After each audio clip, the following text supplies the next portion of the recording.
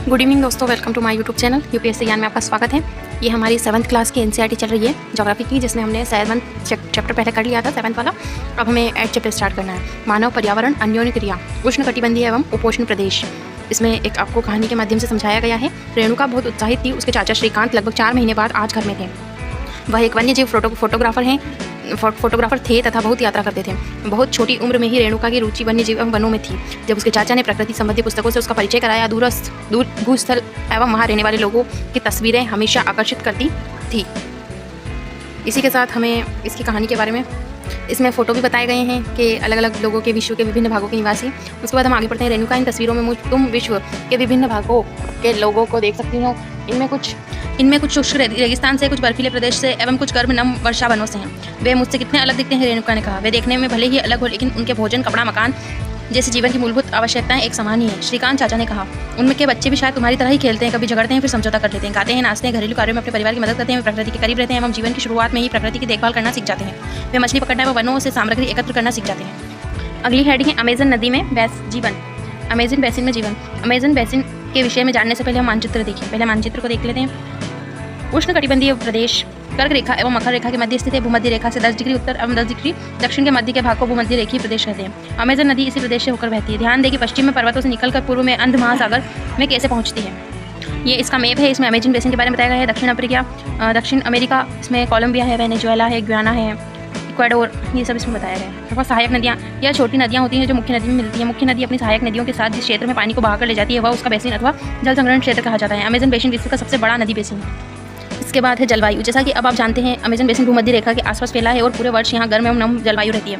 यहाँ का मौसम दिन एवं रात दोनों ही समय लगभग समान रूप से गर्म एवं आर्द्र रहता है। शरीर में चिपचिपाहट महसूस होती है। इस प्रदेश में लगभग प्रतिदिन वर्षा होती है और वह भी बिना किसी पूर्व चेतावनी के। दिन के तापमान उच्च एवं आर्द्रता उच्च होती है। रात के समय तापमान कम हो जाता है, लेकिन आर्द्रता वैसी ही बनी रहती है। उसके बाद है नेक्स्ट पढ़ेंगे हम वर्षावन। इन प्रदेशों में अत्यधिक वर्षा के कारण यहाँ की भूमि पर सघन वन उग जाते हैं।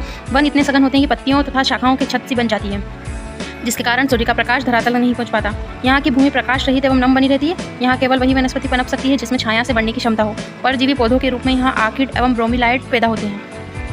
वर्षा वन में प्राणी जात की प्रचुरता होती है। टूकन, गुंजन पक्षी, रंगीन प्रक्षति एवं पक्षी एवं भोजन के लिए बड़ी चोंच वाले विभिन्न प्रकार के पक्षी जो भारत में पाए जाने वाले सामान्य पक्षियों से भिन्न होते हैं, यहाँ पाए जाते हैं। प्राणियों में बंदर, स्लॉथ एवं चींटी खाने वाले टैपिर भी यहाँ पाए जाते हैं। सांप एवं सरीसृप की विभिन्न प्रजातियां भी इन वनों में पाई जाती हैं, मगर सांप, अजगर तथा एनाकोंडा एवं बोआ कुछ ऐसी ही प्रजातियां हैं। इसके अतिरिक्त हजारों कीड़े मकोड़ों भी इस बेसिन के निवास करते हैं।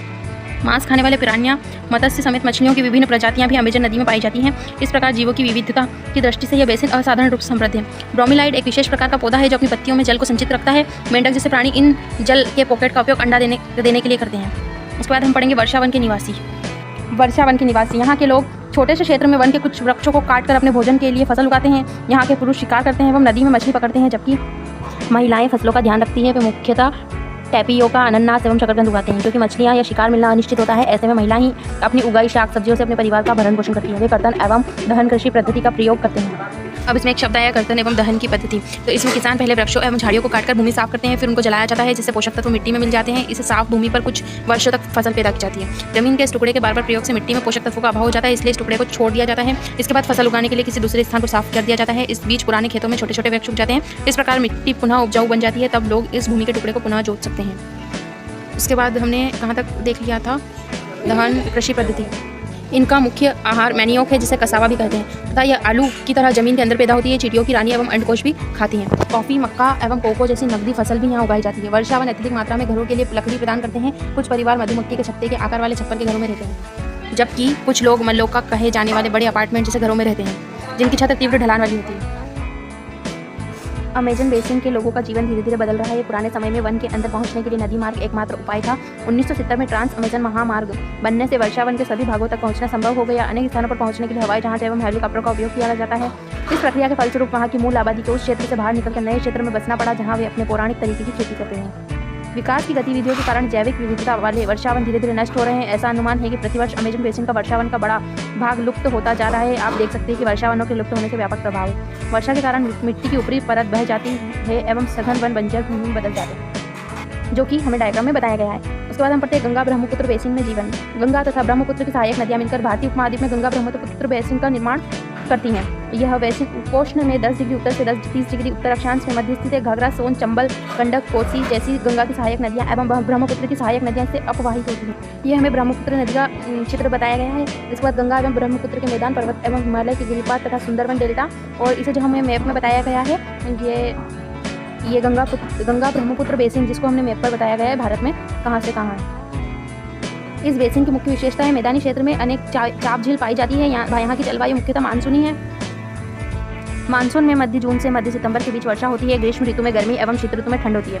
अब उसको हमें बेसिन क्षेत्र में विभिन्न प्रकार की स्थलाकृतियाँ हैं। जनसंख्या के वितरण में पर्यावरण की मुख्य भूमिका होती है। तीव्र ढाल वाले पर्वतीय क्षेत्र बसने के लिए प्रतिकूल हैं अतः गंगा ब्रह्मपुत्र बेसिन के पर्वतीय क्षेत्र में कम लोग रहते हैं। मानव प्रवास के लिए मैदानी क्षेत्र सबसे उपयुक्त है अतः यहाँ जनसंख्या घनत्व अधिक है। जनसंख्या घनत्व का मतलब होता है 1 वर्ग किलोमीटर क्षेत्र में रहने वाले लोगों की संख्या, जिसको हम जनसंख्या घनत्व कहते हैं। जैसे उत्तराखंड का जनसंख्या घनत्व 189, जबकि पश्चिम बंगाल का 1029 तथा बिहार का 1102 मतलब 1102 है।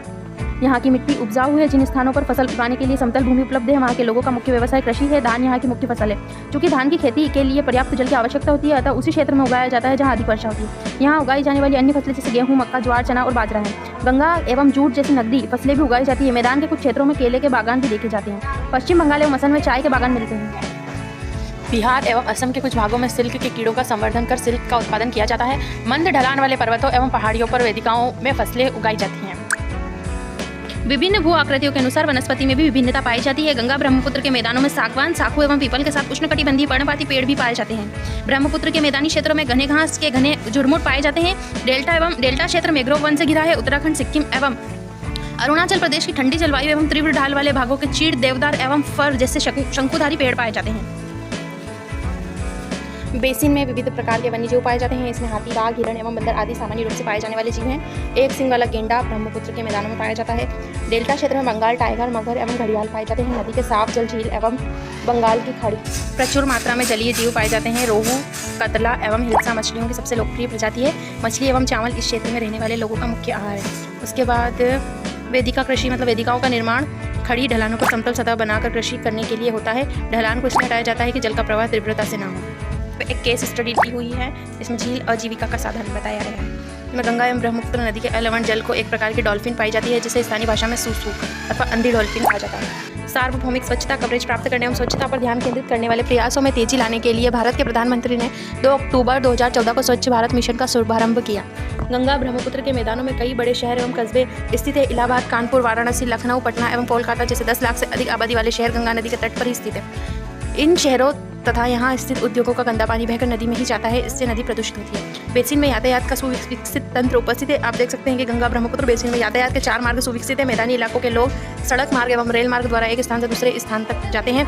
नदी के तटीय क्षेत्रों में जल मार्ग यातायात का प्रभावशाली माध्यम है। कोलकाता हुगली नदी पर स्थित एक महत्वपूर्ण पत्तन है। मैदानी क्षेत्र में कई बड़े हवाई पत्तन भी स्थित है। गंगा नदी के संरक्षण के लिए नमामि गंगे कार्यक्रम को शुरू किया गया। पर्यटन इस बेसिन की एक महत्वपूर्ण क्रिया है। आगरा में यमुना नदी के किनारे से ताजमहल, इलाहाबाद में गंगा एवं यमुना नदी का संगम, उत्तर प्रदेश एवं बिहार में बौद्ध स्तूप, लखनऊ का इमामबाड़ा, असम का काजीरंगा एवं मानस वन्य प्राणी अभयवन तथा अरुणाचल प्रदेश की विशिष्ट जनजातीय संस्कृति जैसे कई दर्शनीय स्थल हैं। इसी के साथ हमारा चैप्टर खत्म होता है ये वाला। अब हम नेक्स्ट चैप्टर शुरू करेंगे। और अगर वीडियो अच्छा लगा हो तो लाइक करें, सब्सक्राइब करें, अपने दोस्तों को शेयर करें।